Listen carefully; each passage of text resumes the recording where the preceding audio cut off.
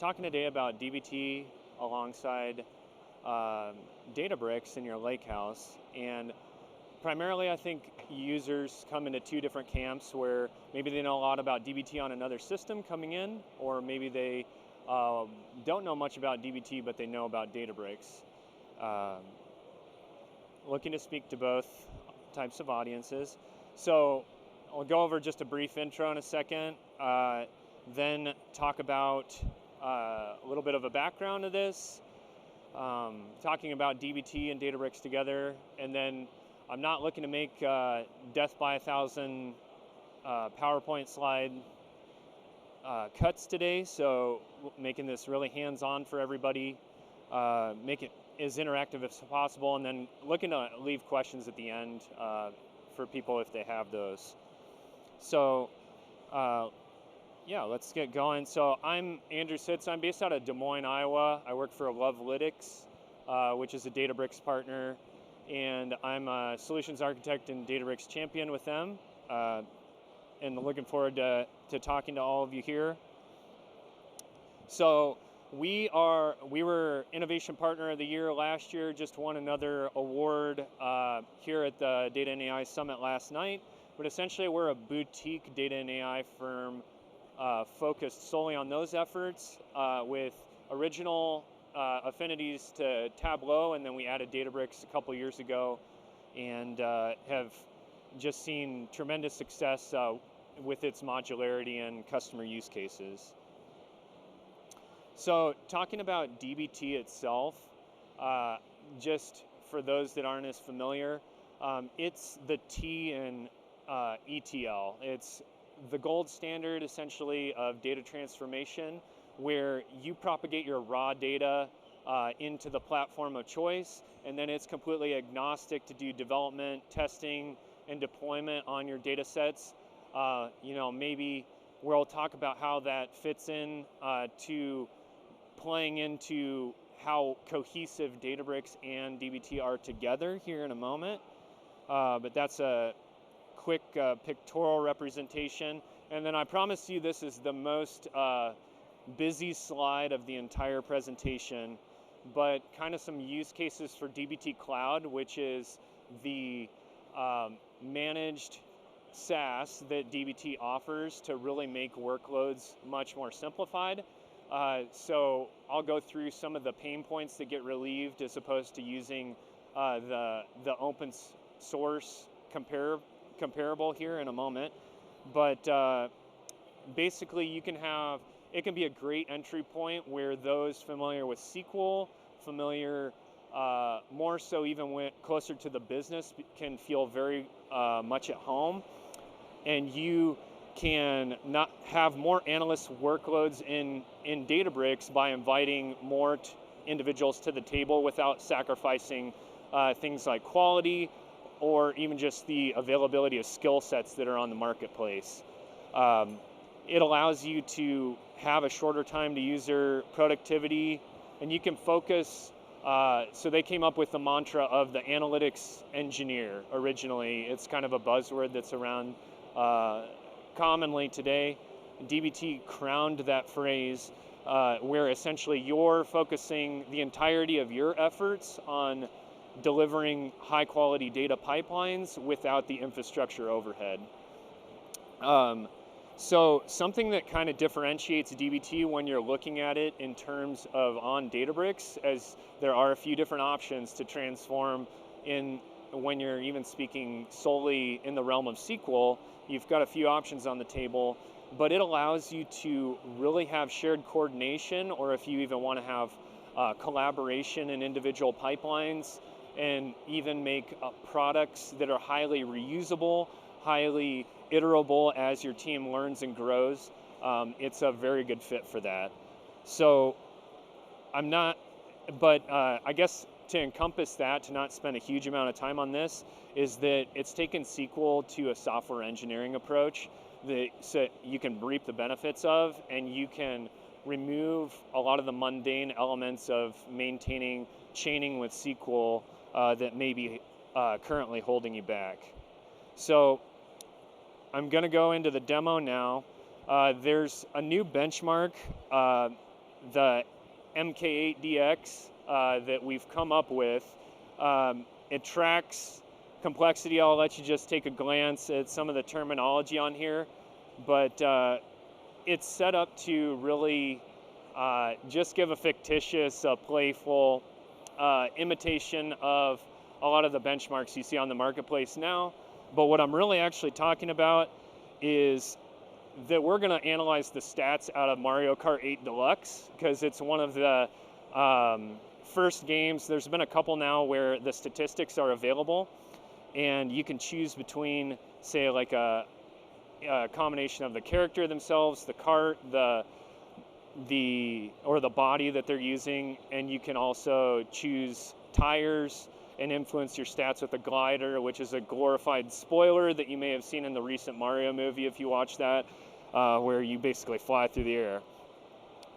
So talking about it in the context of Databricks, so what was done here for this demo is playing off of the capabilities to modularize or kind of go for the gold with DBT is silver and gold transformations on the data, as a lot of these stats are going to be highly repetitive and will be a really good fit for DBT macros. But the data was sourced through web scraping, and a lot of the data is extremely unclean, and it's maintained just by people that are looking to just keep current records online as types of fan bases. So if any of those people are present, thank you for your information that we were able to gather.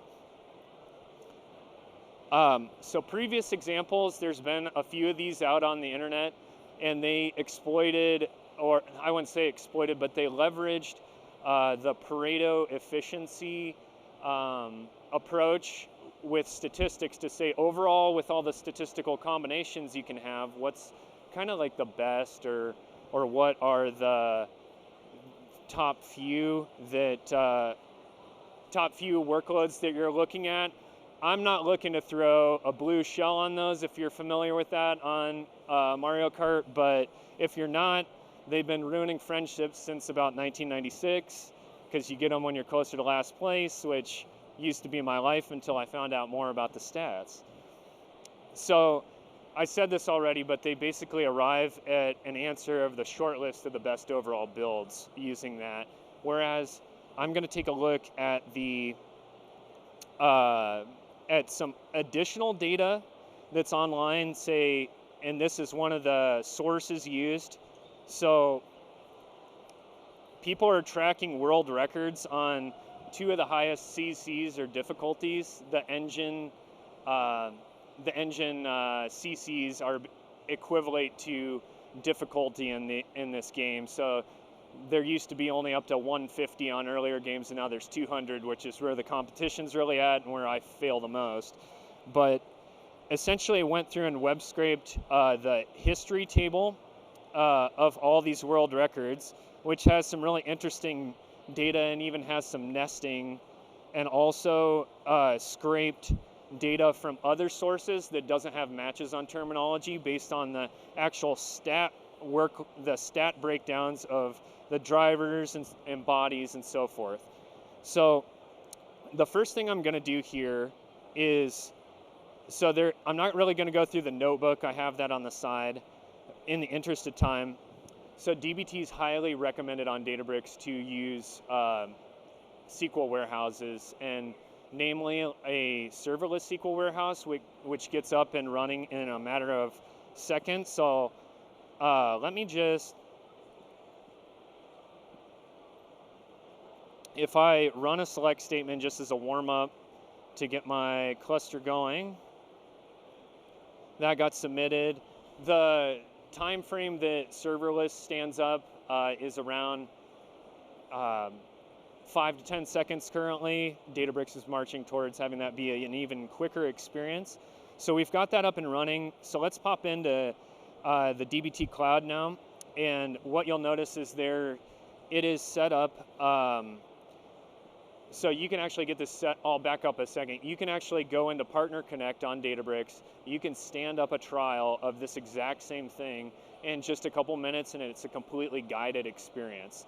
So you can have, so the overall breakdown of what is constituted within a DBT project is that you have a project file itself where there are actually configurations specified. One thing that I'm going to point out here is that there's a concept of the target and there's a concept of the developer schema. So what can happen is you can have developers fan out and not collide with each other, primarily in dev, so that they have their own schema. So for me, it may be like a Sitz dev, but things you can do with DBT is that you have access to pretty much all that it is capable of doing. It's visible. So here we actually have specified that if I put the target dev or I run a command with the target dev specified, I actually am only ever going to write to a single schema in dev. So if I want to highly collaborate with my team members in the exact same table and say we're making like quick changes and I'm doing just a piece of it, there are mechanisms like this that can be used to accomplish that. Taking a look at some of the main things to be gained in DBT. So what it essentially does is provides in DBT Cloud is you get lineage of all of the artifacts that you're building. So why don't I select one here. Once you have your compute up and running, you get a DAG of all the dependencies that have been used on a given model is what DBT calls it, but it's essentially a SQL step or a SQL file. I'm not going to go into DBT. It also supports Python, but that's we're talking about leveling up SQL transformations today.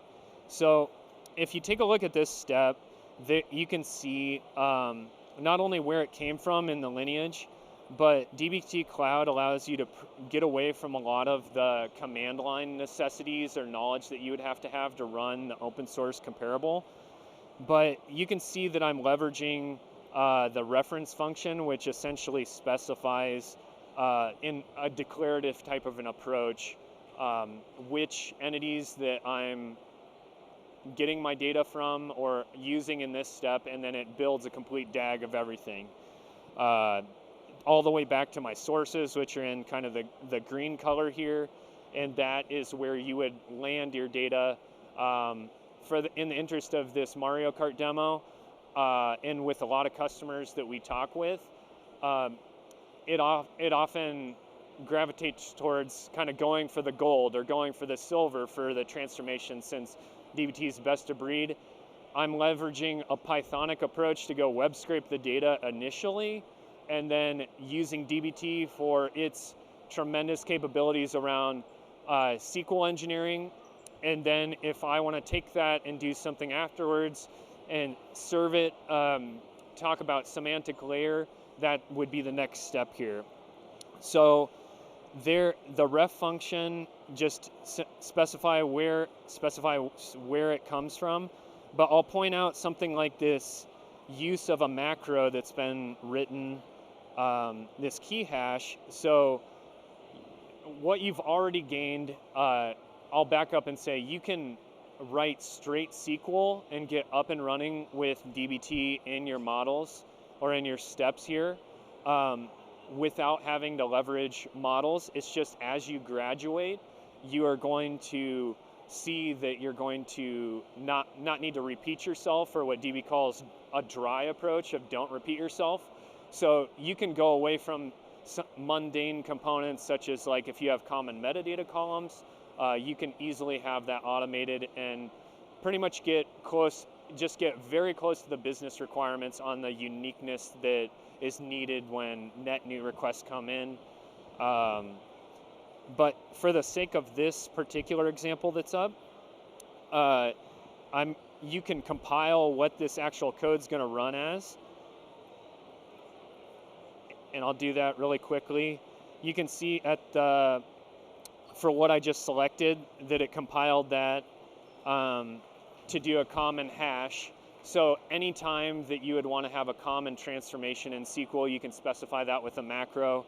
And that takes the approach of, let me go take a look at that macro here. So the macro's specified, and it has it uses Jinja 2 as a templating language to essentially do string injection in SQL, but it has a very Pythonic look and feel. So it's going to be really close to the skill set of many looking at this type of a tool set for teams. So earlier today, I actually took the opportunity to run everything from the beginning. I did a full refresh on this data because some of it involves like rankings, and they change on a week-to-week basis because there's actually the top person that plays this game, I think has played the game almost 100% of days for the last few years. So quite a level of dedication on that side, but just showing how I executed a command.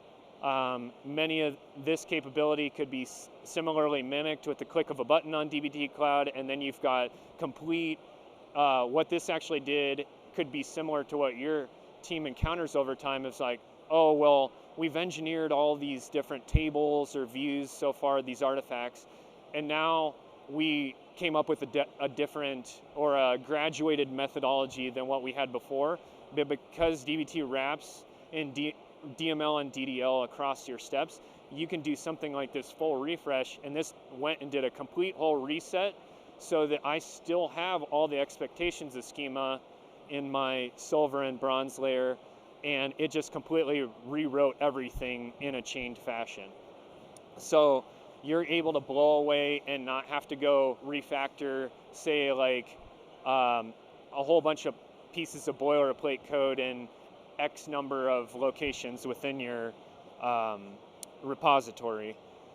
Another capability that's really awesome is I ran a dbt docs generate function or a command, and I'm sorry, I hit the wrong button there, but it generated a complete documentation website, which I think is extremely cohesive with the documentation that comes out of Unity Catalog. So this is going to give a really centric approach to documenting how a team does the data transformation effort centrally. And it couples nicely with Unity Catalog's capability to also show lineage, but it's more of from a consumer standpoint as opposed to maybe back of house building what's being consumed. But it's possible to easily have an auto-generated documentation website straight from dbt.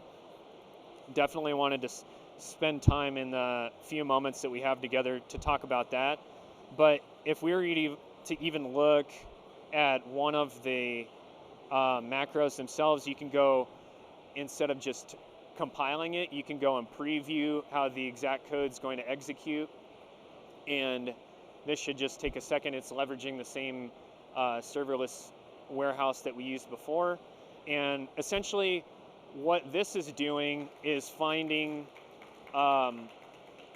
we're looking for statistical matches between all the combinations, because there are thousands of possible combinations between all that you can select in 4 different categories.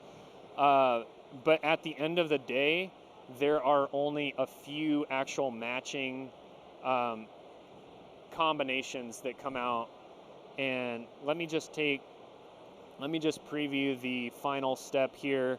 So something that I'll point out is not everything is perfect looking within the code that I wrote here.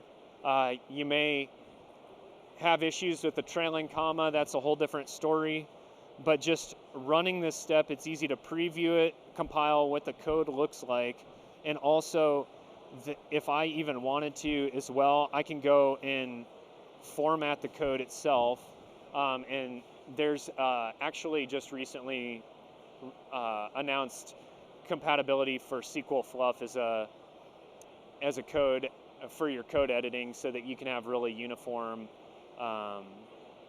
SQL, and you can actually get into a whole different level of linting your SQL and having a lot greater expectations around exactly how you write your SQL. So coming back to, so this transformation effort's been done. Coming back to Databricks at this point where these tables are available, let me go into the catalog that they created. So they created these Mario Kart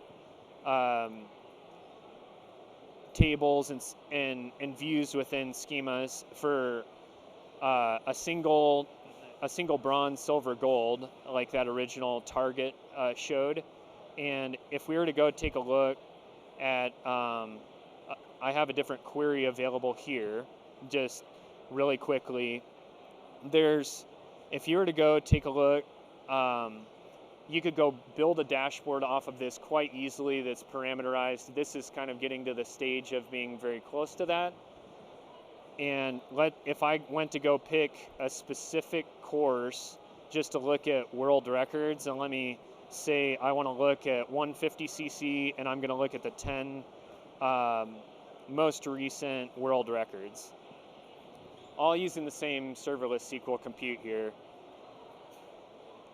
So one thing that I'll point out that was found through this is, so we were able to templatize, unifying the statistics of 13 different columns quite easily, not having a bunch of code repeated. And I'd be happy to talk further about that. But if we're looking at this query, what you can see from the world record rank, even if I'll just put an order in here. If we're to order these records, what you'll start to see is that the top players in the world have figured out that there's mostly an affinity to an actual build. So this is an ID representing all other combinations aside from the character, but essentially they pretty much pick their favorite character and then use the same ride and set world records in that fashion. I know that's kind of a lot. It's a really quick session. It's a lightning session. Wanted to make it as interactive as possible. I'll just jump into a slide or two here really quick. So we're done with the demo. You can easily come find out more from about Databricks and DBT from Lovelytics and DBT. Well, but thanks so much. Really appreciate it.